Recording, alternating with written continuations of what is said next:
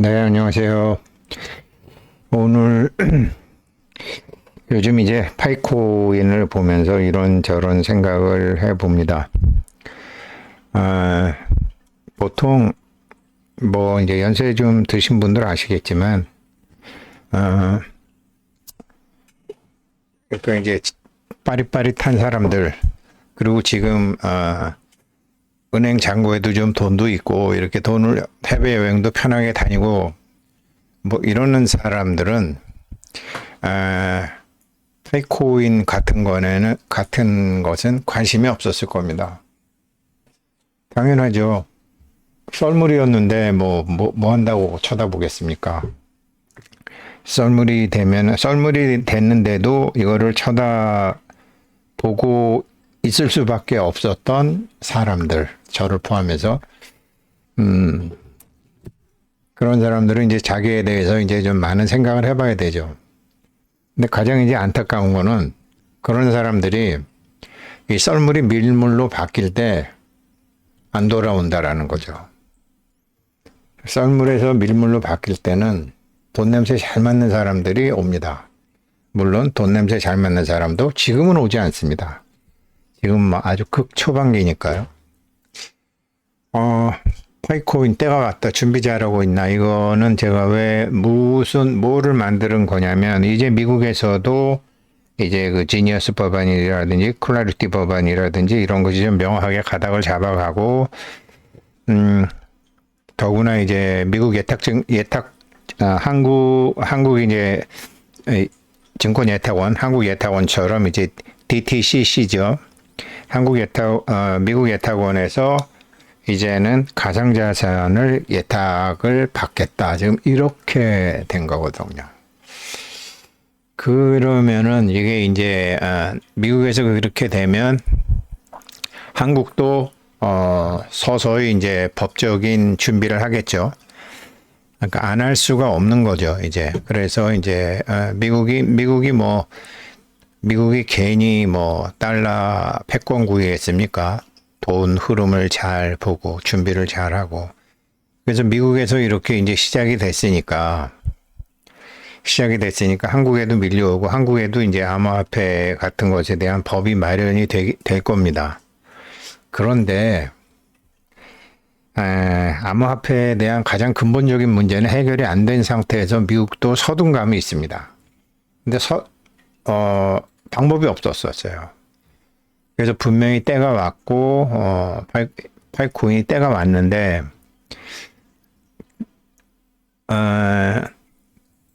어둠이 끝났다라는 소리지 봄이 온 건 아니거든요. 그 제비 한 마리가 날라왔다고 해서 봄이 아니죠. 여기 이제 미국의 이제 예탁원 DTCC도 해놓고 거미도 해놓고 이제 방패도 해놓고 지금 제가 이렇게 했습니다. RWA도 해놓고 오늘은 어떻게 보면 좀 이제 좀 깊게 생각하셔야 되는데 있는 그대로 아무튼 지금 미국의 이제 DTCC에서 토큰화 서비스를 개시한 거거든요. 그러면 이제 미국 예탁원에서 한국 같으면 이제 증권예탁원 같은 데서 토큰을 받는 거죠. 그럼 전통금융권에 들어가는 거죠. 우리나라 모든 채권이니 뭐 증권이니 다 거기 가잖아요. 예탁원에. 예탁증서 받잖아요. 이게 그러면 전통금융권에 들어간다라는 거죠. 그런데 다 들어가는 건 아니고 미국의 이제 국채하고 그다음에 ETF 증서하고 뭐 애플이나 마이크로소프트 같은 이제 그런 큰 기업들 1000개를 이제 대상으로 하나 봐요. 그래서 가상자산 인프라로서 토큰화 증권 검증 완료라는 거죠. 그러니까 증권이냐 상품이냐 이런 거 갖고 몇 년을 다툰 거 아니에요. 예탁원에 들어가야 되거든요. 그래서 미국의 이제 JP 모건이나 블랙록 같은 데서 다 참여했고 10월 달에 토큰화 서비스를 정식 출시한다라는 거죠. 가상자산을 이제 품는 거죠. 이제. 그래서 이런 게 어떤 영향이 있는 거냐면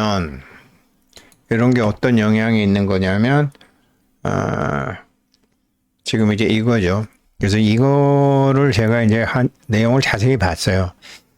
자세히 보면서 이제 생각을 한 것이 있는데, 이건 외부 환경이 바뀌는 거고, 내부를 말씀드리면, 2025년 2월부터 이제 2026년 7월부터 이렇게 18개월을 이렇게 쭉 내려왔죠.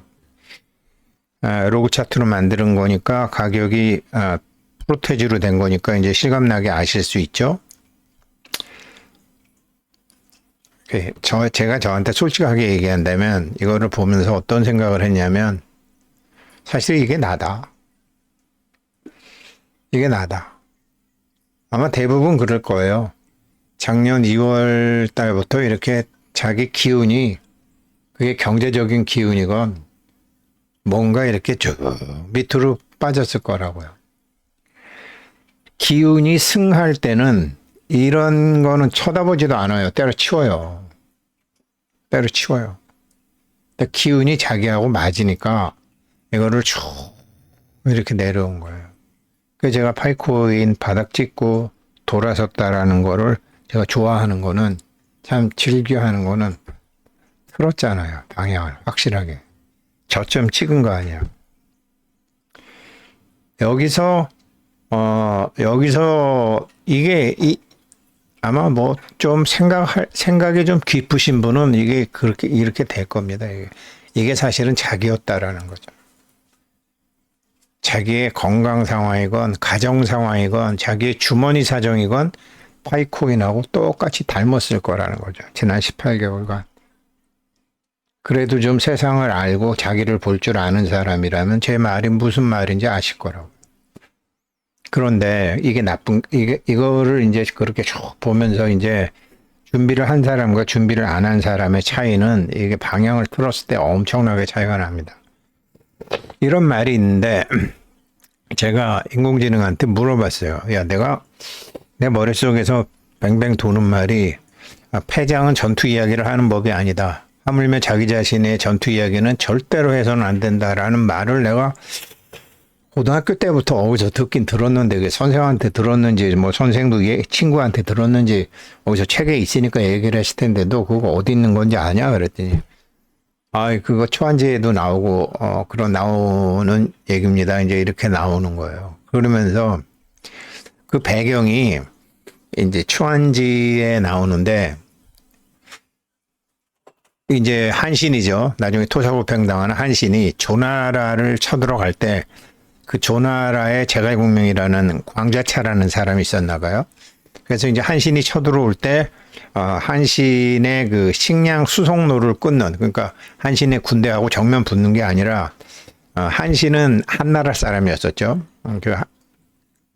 그래서 공격을 안 하고 이제 수송대를 공격을 해서 그렇게 했죠. 그랬는데 이 제갈공명하고 유비가 달랐던 것처럼 이 지휘관이라는 사람이 성왕군이라는 사람이 있었나 보죠. 그냥 정면으로 붙었다라는 거죠. 그래서 이거를 알고 한신이 배수진을 쳐갖고 여기서 배수진을 쳐서 조나라 대군을 격파하고 승리를 했는데 이제 승리를 한 다음부터 이제 얘기가 나오는 거예요. 그래서 조나라를 멸망시킨 다음에 이제 군사들한테 이제 얘기한 거죠. 그 조나라의 그 참모 광자차를 생포해 오면 천금을 주겠다. 그래가지고 이제 광자차가 이렇게 잡혀오죠. 잡혀왔는데 결박을 풀고 상석에 앉힌 다음에 승자가 패자한테 제자로서 예를 하면서 정중히 묻는 거죠. 이제 제가 연나라하고 제나라를 치려고 하는데 어떻게 해야 되겠습니까? 사실 이 연나라, 제나라는 다 고조선의 나라들이죠. 특히 제나라는 그렇죠. 연나라와 제나라를 치려고 하는데 어떻게 해야 되겠습니까? 이제 그렇게 얘기를 하는 거죠. 그때 광자차가 하는 얘기가 이제 여기에 나오는 얘기를 패군지장 불이언용. 전쟁에 패한 사람은 말하면 안 된다. 에 나오는 얘기라고 해요. 그래서 제가 어렸을 때 뭐 친구한테 들었는지 만화책에서 봤는지 선생한테 들었는지 뭐 패장은 전투 이야기를 하는 법이 아니다. 하물며 자기 자신의 전투 이야기는 조금도 해서는 안 된다. 글쎄요, 고등학교 때 이거를 누구한테 듣긴 들었는데, 제가 한번 생각해 보니까 요즘 뭐 안 만난 지 한 3, 40년 돼서 잘 모르겠는데, 조선일보에 승인배 기자라고 있었는데, 그놈이 했던, 나한테 들려줬던 것 같기도 하고, 아무튼 그런데 이제 뭐 그러고 잊어버리고 있다가 이제 파이코인 생각하다가 궁금해서 인터넷에 인공지능한테 물어봤더니 추한제에 나오는 얘기다. 패군 지장 불이 언용 이런. 이게 이제 광자차가 이제 한 얘기를. 패한 장수는 용맹을 말할 자격이 없고, 망한 나라의 대부는 나라를 보존하는 것에 말할 수 없는 법입니다. 제가 어찌 승리한 장군께 모략을 내놓겠습니까? 그러니까 한신이 만약 그 당신 보스였던 송한군이 당신의 말을 들었다면 내가 당신 포로가 됐을 겁니다. 부디 가르침을 주십시오라고 얘기하니까 광자사가 이제 유명한 또 말을 또 하나 봐요. 저갈공명 같은 사람이었나 봐. 요즘 중국에는 이런 사람 없고 옛날에도 없었는데 이것들이 전부 뻥을 쳤는지 뭐 잘 모르겠는데 아무튼 뭐 옛날 중국 책 보면 이렇게 훌륭한 사람이 많더라고요. 지혜로운 사람이라도 1000번 생각하면은 한 번은 실수가 있고 어리석은 사람이라도 1000번 생각하면 한 번은 똑똑한 생각을 합니다. 이러면서 자기를 팍 낮추는 거예요. 자기 전쟁에 져서 뭐 할 말이 없잖아요. 자기 보스한테 자기 뜻을 펴지도 못했잖아. 그렇지만 저같이 어리석은 놈이라도 1000번 생각하면 한 번은 똑똑한 짓을 합니다. 근데 그러면서 얘기하는 게 한신 군사들이 이제 지쳤잖아요. 그러니까 지금 지친 상태에서 연나라 제나라 공격하는 건 위험하다. 심리전을 해라. 그래서 이제 군대를 다 쉬게 하고 저기 백성들을 안심시켜라. 그리고 조나라를 아주 쉽게 손에 넣은 것처럼 조나라가 셌으니까요. 그리고 이제 연나라를 먼저 이제 해서 사신을 해서 야 항복해라. 이래갖고 이제 피 한 방울 흘리지 않고 연나라의 항복을 받아내는 거죠. 연나라는 뭐 거기에 나오는 거더라고. 제가 이 얘기를 왜 하냐면, 여기 2025년 2월부터 지금까지 내렸잖아요. 이렇게 쭉 내렸잖아요. 그래서, 그랬는데, 여기서 이제 방향을 틀으면, 그 새로운 매수 세력들이 와요. 새로운 매수 세력들이 옵니다. 새로운 매수 세력들이 오는데, 그때 새로운 매수 세력들은 돈 벌어요. 빨리 오면 빨리 벌지. 새로운 매수 세력들은 돈 벌어요. 근데 채굴 열심히 하고 특히 상장 이후에 지금까지 이렇게 쭉 했던 사람들 대부분 다 털립니다. 대부분 다 털려요. 왜 털리는 줄 아세요? 조금 오르고 이게 2불 되고 3불 되면요. 자기가 얼마나 앞을 보는 눈이 있었는지, 자기가 얼마나 인내심이 많았는지, 뭐 자기가 얼마나 이게 뚝심 있게 버텼는지 다 날라가요. 그 얘기예요. 이제 그 생각이 난 거예요. 그래서 야 이거 패장은 전투 이야기를 하는 법이 아니다. 하물며 자기 자신의 전투 이야기는 조금도 해서는 안 된다. 그래서 제 영상 보시는 분들은 2025년 2월부터 2026년 7월까지는 7월까지 있었던 파이코인 얘기는 절대로 누구한테 하지 마세요. 절대로 누구한테 하지 마세요. 몰라. 난 그냥 뭐 있는지 없는지도 모르고 그냥 뭐 오승택 씨가 유튜브에서 뭐 이런 얘기 저런 얘기 하면 그냥 그거 듣는 재미에 그냥 같이 놀았어. 이렇게. 이것을 가지고 자기 자신을 자랑스럽게 생각하거나 자기 자신을 대견하게 생각하는 사람들은 뭐 교통사고가 나서 걷어가건 뭐 해커가 와서 걷어가건 뭐 보이스피싱이 와서 걷어가건 뭐 다 걷어갑니다. 그게 세상 이치입니다. 그래서 지금 이제 찬스가 왔는데 이게 찬스를 이제 제가 아까 그 기사가 미래 디지털 경제 주도권 성장 전력인 것 같아. 미국 예탁증권이 하는 게. 그런데 내가 생각해 보니까 이 가상자산은 이게 언제나 해킹 위험에 노출돼 있잖아. 또 금융기관이 한다고 그러지만 미국도 있고 한국도 있고 예금자 보호 한도라는 게 있는데 아주 그냥 해커들 신났네. 이런 생각을 한 거죠. 암호화폐를 제도권에서 갖고 오는데 제도권에서 갖고 오면 뭐 하냐고요. 예탁원에 있는 게 아니거든요. 증권회사에 거래소에 들어오면 거래소에서 그거를 예탁원에 맡기는 구조로 돼 있지. 지금 그게 예탁원이 없었거든. 이게 예탁원도 이게 6.25 전쟁 겪고 이 대동아 사변 겪었던 옛날 부자들은요, 주식을 예탁원에도 안 맡겼어요. 예탁원도 전쟁 나면은 제일 먼저 혼란을 주기 위해서 저기 두들겨 부시는데, 야, 참 내가 갖고 있다가 망해도 망해야지 뭐 거기다가 맡겼다고 이러더라니까. 그러면서 왜 명의개설하고 뭐 이런 거 있잖아요. 그렇게 하실 필요는 없지만 거기도 안 믿는 사람들이 있다라는 거죠. 그런데 거기까지 갈 때 그 안도 마찬가지고, 아니 뭐 중국의 그 최고의 보안하는 것도 다 뚫렸는데 이제 뭐 이게 그러니까 애플 주식 훔치기는 어렵죠. 마이크로소프트 주식 훔치기 어렵죠. 현금 훔치기 어렵죠. 어떻게 훔치죠? 보이스피싱이나 사기로 해서 훔치잖아요. 빼내가진 않잖아. 근데 가상화폐는 그냥 빼내가거든. 자기도 모르게.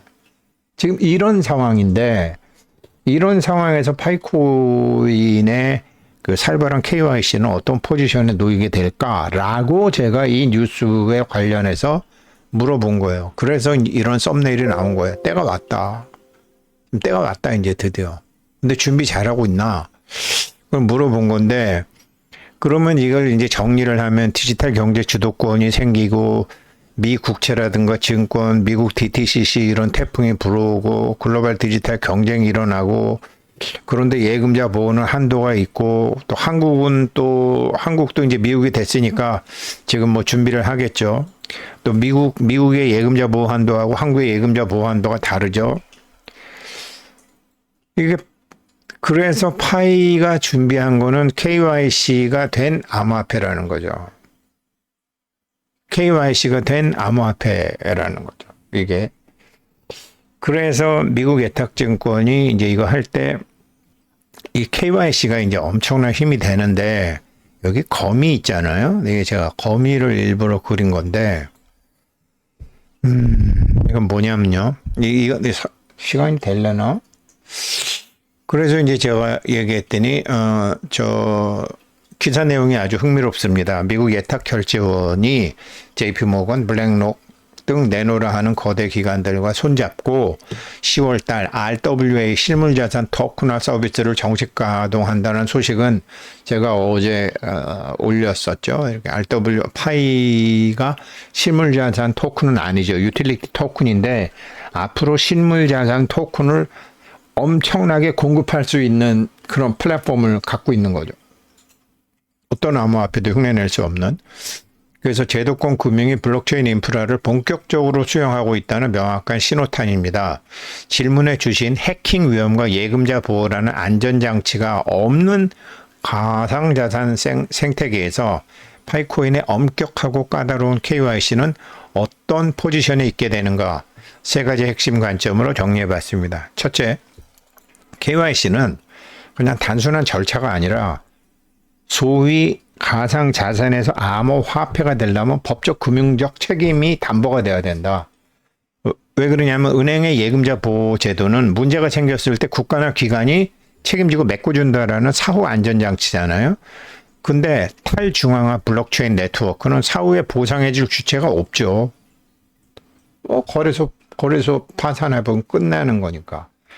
따라서 가상자산이 제도권과 연결되기 위해서 선택한 전략은 사후 보상이 아니고 사전 신원 검증을 통한 사고 원천 차단 및 법적 추적성 확보밖에 방법이 없다라는 거죠. 사후 보장은 안 해주잖아. 그럼 어떻게 해야 돼? 사전 신원 검증을 통한 사고 원천 차단 및 법적 추적성 확보가 돼야 되는 거죠. 그런데 DTCC 같은 거대 금융기관이 토큰화 시장에 들어올 수 있는 유일한 전제 조건은 뭐죠? 누가 이 토큰을 보유하고 거래하는지 명확히 아는 KYC, ALM, 자금세탁 방지법이죠. DTCC는. 그러니까 금융기관하고 하는 거잖아요. 예탁결제원은 금융기관하고 하는 거잖아. 그러니까 금융기관이 KYC와 자금세탁 방지법을 준수하는가 안 준수하는가 이걸 보는 거잖아요. 근데 파이코인은 뭐냐면 파이코인은 초기부터 진행해온 강력한 KYC 1인 1계정 원칙은 역설적으로 제도권 금융이 요구하는 가장 까다로운 신뢰성 기준에 사전에 부합하는 행보라는 거죠. 그래서 모든 알트코인들은 익명성에 의존하잖아요. 익명성에 의존하는 다른 알트코인과 달리 파이코인은 검증된 실존 인물로만 구성된 네트워크라는 정체성을 확보하게 되기 때문에 지금 DTC가 미 국채를 포함한 1000개의 증서, 증권이나 주식이나 채권을 가지고 ETF 같은 것도 하고 시범적으로 이렇게 하는데 이게 앞으로 한국도 그렇고 전 세계가 이렇게 할 거라는 거죠. 한국 금융기관도 이렇게 할 거라는 거죠. 그랬는데 이렇게 할 수 있는 암호화폐가 하나도 없다라는 거죠. 하나도 없다라는 거죠. 지금 이제 하나도 없어요. 정말로 하나도 없어요. 그러면 나머지 뭐 비트코인이나 뭐 어쩌고 저쩌고 이거는 거래소에서 책임을 져야 되니까. 금융기관에서 책임을 져야 되니까. 금융기관 예금자 보호 한도가 있잖아요. 근데 암호화폐는 없어. 여기에 되는 게. 그래서 이래서 때가 왔다라고 하는 건데 이게 해킹, 모의, 계정, 봇 위협에 대한 방어벽, 그러니까 가상자산 시장에서 발생하는 해킹이나 시세 조작의 상단수는 11공격, 그러니까 익명성 뒤에 심은 이게 다중 계정 생성. 이번에 알리바바가 25,000개의 계정을 해가지고 미국 AI에서 몇천만 건 가져갔잖아요. 그게 다중 계정으로 한 거 아니야. 25,000개 갖고 뭐 5천만 개의 대화가 했잖아요. 이게 11공격이거든요. 자동화 봇, 해커 그룹에 의해서 일어난다. 그러니까 일반 익명 가상자산은 익명, 가상자산 주소밖에 없어. 해처 추적 및 자금해소 불가능에 가까워. 봇이나 다중계정을 통한 시장 교란에 취약해. 근데 파이코인은 처음부터 신원하기는 엄격한 AI하고 인간 검증자 기반 KYC를 했어. 해킹 대응은 악의적인 주체 추적 가능해. 자금 탈취 동결할 수 있고 격리가 용이해. 그리고 1인 1계정 원칙으로 유령 계정 및 세력 조작 배제하는 거죠. 요즘 저기 서울의 올림픽공원 뭐 전국에서 다 하는 건데 당일 투표 수개표잖아요. 사람 손으로 하자라는 거 아니야. 사람 손으로 하면은 사람도 조작할 수 있어요. 근데 잡아놓을 수 있잖아. 근데 사람 손으로 안 하면 이게 안 됩니다. 그래서 이게 지금 미국의 예탁결제원에서 이렇게 한다고 하는데 한국 금융기관에서는 걱정이 굉장히 많을 거예요. 이걸 어떻게 할 거냐. 안 하자니 이 디지털 경제 패권을 놓칠 수도 있고. 그래서 파이코인의 살벌한 KYC는 단순한 로그인 절차가 아니라 네트워크 내부의 오염물질, 해커, 봇, 다중계정이 들어오지 못하도록 막는 일종의 방어의 역할을 하는 거다. 지금 프로토콜 25도 마찬가지고요. 예금자 보호라는 금융당국의 울타리가 없는 블록체인 환경에서 강력한 KYC 시스템이 바로 참여자 스스로를 보호하는 자조적 안전장치가 된다라는 거죠. 그리고 지금 이제 전통금융 RWA와 웹 3.0 생태계에서 교차점, DTCC의 주식, 채권, 토큰화처럼 전통금융권이 실물 자산을 온체인으로 가져올 때 가장 먼저 찾는 파트너는, 이게 핵심이에요. 가장 깨끗하고 법적 리스크가 없는 생태계라는 거예요. 파이코인은 암호화폐 생태계 중에 가장 깨끗하고 법적 리스크가 없기 때문에 전통금융권이 실물 자산을 온체인으로 갖고 올 때 최고라는 거죠. 이런 걸 준비했다라는 거죠. 파이코인의 KYC 최종 포지셔닝은 제도권 준수, 향후 파이 생태계가 RWA나 실물 경제, 전통금융 인프라와 연결될 때 KYC가 이미 완료된 대규모 사용자 기반은 금융당국 및 기관의 가장 규제 리스크가 적은 대중적 채널로 인식될 수 있다. 이게. 근데 이게 지금 이제 세상이 정상으로 막 돌아가면 이런 게 빨리 나올 것이고, 도둑놈들은 그냥, 그게 이제, 아까 제가 왜 거미가 이제 어디서 나오는, 거미 웹 1.0, 웹 2.0, 웹 3.0 여기 나오는 건데, 다 못할 것 같은데, 여기까지 맞아 하고요. 신뢰 기반의 P2P 경제권, 예금자 보호 제도가 없는 디파이 가상자산 생태계에서 사용자 간 거래 신뢰를 높여주는 디지털 신원 증명 DID의 기초자산이 됩니다. 뭐가? 파이코인이. 요약하자면 미국 예탁결제원 기사에서 보도 전통자산이 가상자산 인프라를 품는 시대의 핵심 키워드는 제도화 그리고 신뢰. 파이코인이 진행해온 타이트한 KYC 과정은 유저 입장에서는 답답하고 까다롭고 짜증나지만 예금자 보호가 없는 가상자산의 한계를 극복하고 제도권 금융, 실물 경제와 연결되기 위해서는 반드시 거쳐야 했던 신뢰의 디딤돌이었구나 라는 것을 이제 아시게 된다는 거예요. 그래서 이제 세상이 이렇게 됐기 때문에 분명히 때가 왔는데 이렇게 내려올 때는 잘 참아왔으면서 올라가면은 쉽게 얘기하면 이렇게 내려올 때는요, 돈 있는 사람은 내려가는 주식하고 놀질 않아요. 또 오르는 걸 찾아다녀. 부동산이건 주식이건. 제가 안 물어봐도 저랑 같이 공부했던 분들이 어떤 분인지 알 수 있는 거야, 제가. 그러면 제가 해야 되는 건 뭐야? 이분들을 온전하게 이제 이 방향이 틀어졌을 때도 더 이렇게 갈 수 있게 이제 제가 해야 되는 거죠. 예, 그렇게 되시려면 자기 생각이 바뀌셔야 됩니다. 생각이. 감사합니다. 두 번째는 테마가 더 깊은 내용인데 내일 하든지 뭐 그렇게 하겠습니다. 감사합니다.